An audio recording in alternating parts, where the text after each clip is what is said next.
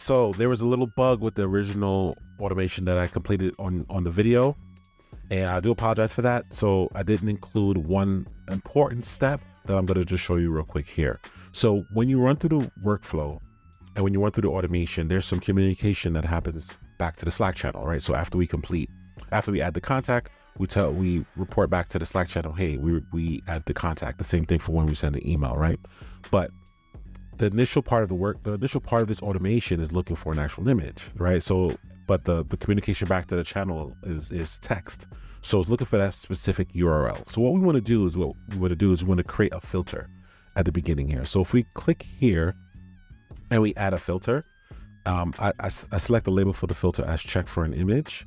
And what we want to check for HTTP or HTTP URL, like at the beginning of the URL, right? So if we click here on the condition and we go to files, and then we click on URL private download, you want to make sure that the URL private download is available, and it starts with HTTP. Okay.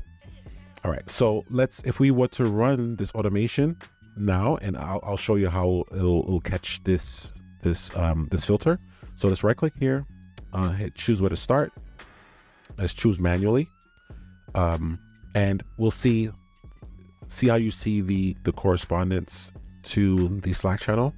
But what we actually need is the actual object. The object represents the actual picture of the business card. So let's just click on follow up to email, right? Let's click on this and hit run once. The filter should catch it, right? So it didn't meet this condition. So it's no HTTP, it didn't meet the condition, so it's not going to continue. And it won't give you that error that a lot of people are receiving.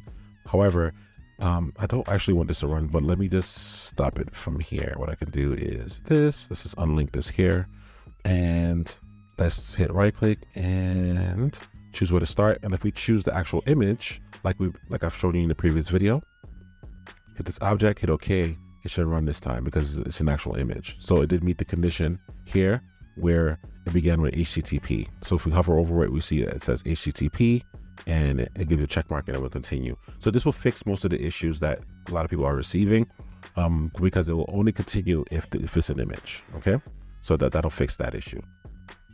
Another problem that people are having or are confused with is the actual time that it takes to run. So with Slack, the integration is a bit slow. So it takes a little while before you see any of the